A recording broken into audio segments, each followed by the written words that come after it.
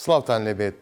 ژنێک لە ئەڵمانیاوە هاتۆتە کوردستان و ئێش و ئازاری کەسوکاری ئەنفال کراوانی کردوتە خەمە گەورەکەی خۆی. ماوەی 7 ساڵە خەڵاتی ئاڵتونی بەو دایکانەی ئەنفالە بەخشێت کە کوڕ و کچەکانیان بەخێو ئەکەن. ژنەکە ناوی کارین مڵۆدۆخە، سەرۆکی ڕێکخراوی هاوکاری ئەڵمانیا.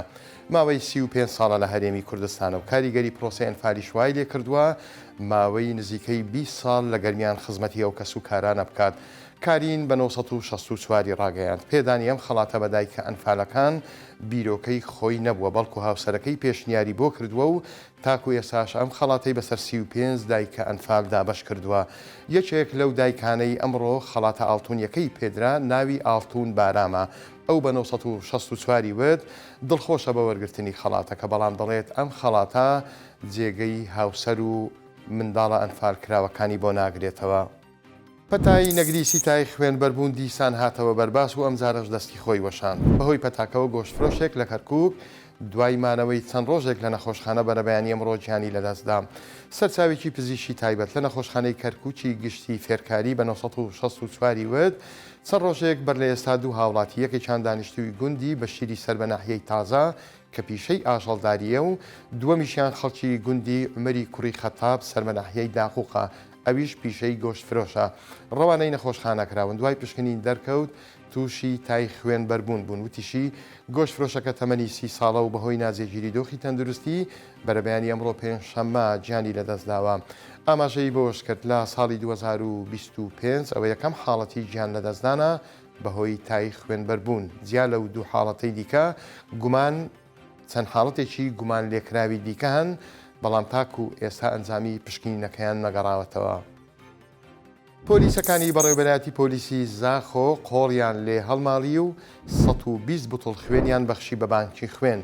ئەمڕۆ پێنجشەممە لەلایەن بەڕێوەبەرایەتی گشتی پۆلیسی ئیدارەی زاخۆ 120 بوتڵی خوێن لە جۆری جیاواز پێشکەش بە بانکی خوێنی زاخۆکرا و بانکەکەیان ئاوادان کردەوە.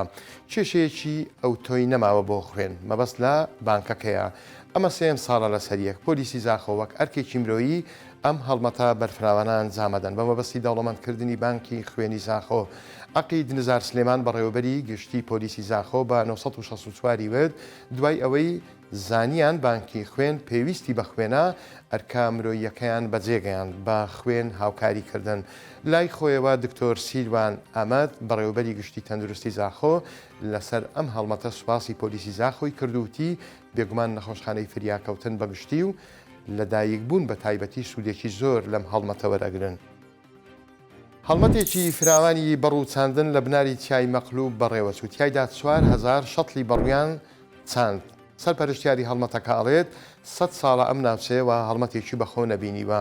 بناری چای مەقلوب ئەکەوێتە سنووری ناحیەی زێلکانی سەر بە قەزای شێخان لە پارێزگای دهۆک. ئەندازیار ئەحمەد ئەنوەر محەممەد عەلی سەرپەرشتیاری هەڵمەتەکە بە 1964 وت بەهۆی ئەوەی پێشتر دارەکانی ئەم چایە لەلایەن هاوڵاتیانەوە بڕاون و بەشێکیان بە ئاگر سوتاون بە پێویستیان زانیوە ئەم هەڵمەتە لەو بنارە ئەنجام بدەن. بەڕوەکانیان وەک دنەک لە سنوورەکانی ئاکرێ، ئامێدی، بارزان، هەروەها شیلاتزێ و دەرکار کۆ کردوونەتەوە و لە نەمامگەی تایبەتیش کە تایبەتە بەخۆیان چاندویانە تاکو بوونەتە شەتڵ. ئینجا هەڵمەتی چاندنەکەیان ئەنجام داوە.